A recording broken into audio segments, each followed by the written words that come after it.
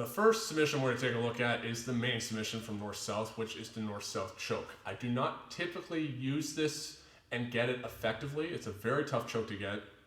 I think Marcelo Garcia is really the only guy I've seen actually be able to do this a lot, and even at the highest level in competition. But if you have a good north-south choke, it's an important tool in the toolbox, and it's something that's also going to make your opponent respect it, and it's going to create them pushing off of you in a way which then starts to expose the arms, which is what we're going to talk about in the next video to get the kimura. So the north-south choke is an important choke to work on.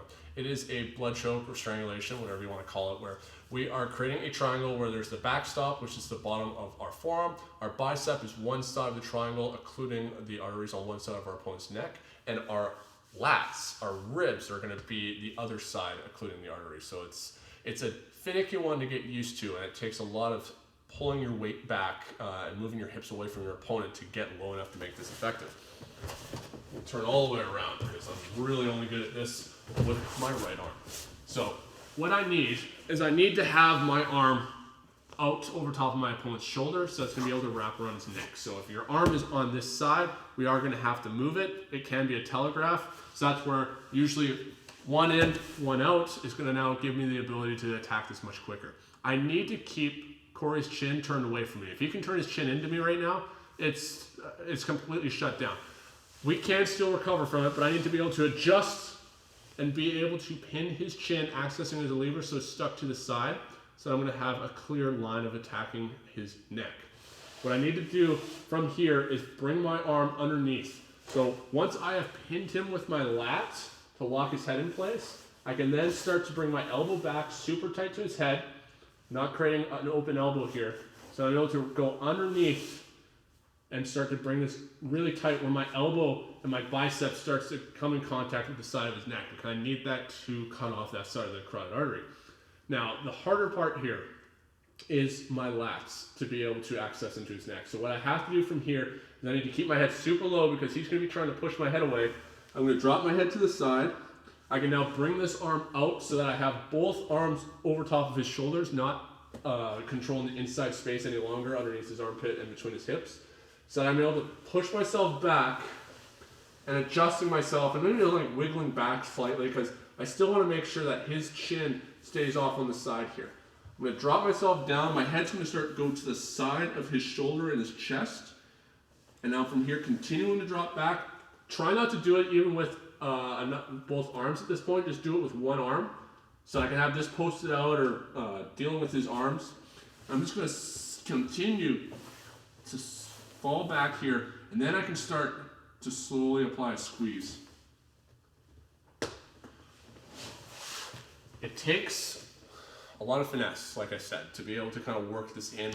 It's a finesse that is still, I find, quite difficult to do against a black belt or even a brown belt or even this guy, a purple belt. It takes time, and it's a lot of stuff that people are able to do to defend it at first. So it's something that you have to be super quick with, and you've got to really try and control this chin quite tight. Switch sides here.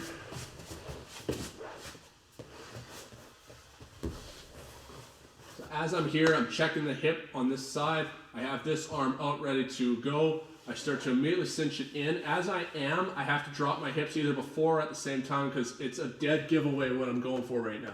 So as soon as I drop my hips, now it already starts to choke him slightly and it locks his head in place. What I need to do is I need to start walking myself back so that my armpit and shoulder can actually drop all the way down to his neck.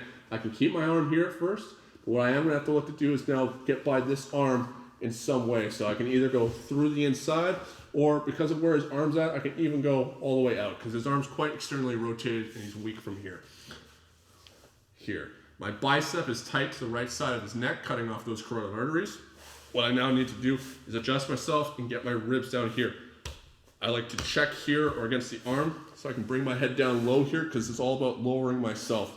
From here, adjusting, wiggling myself back, consistently working my ribs into the side of his neck to continue to turn his head away a little bit more and more so I can get down low. My armpit now is almost starting to sit on top of his Adam's apple. I've lowered myself so much. I'm not up here. I'm not cranking up into the back of his neck. I'm dropping down here, palm to the mat. Backstop is my forearm as well as the mat here. And you can see how my head actually starts to get this low at this point. Now I can start to work on dropping my shoulder and creating a slight squeeze, incrementing the pressure to apply a very slow choke. I'm a big fan of applying a very slow choke because it conserves energy, but it also doesn't show all the cards that you're holding with your choking ability. So if Corey feels me all of a sudden just crank 100%, he knows that I am going to burn out and that he's got to just try and survive that, weather that storm. So by going 10%, then 20%, then 30%, I'm controlling it while I'm breathing. And then Corey the whole time is going, holy shit, I don't know how much further where you can go with cranking this.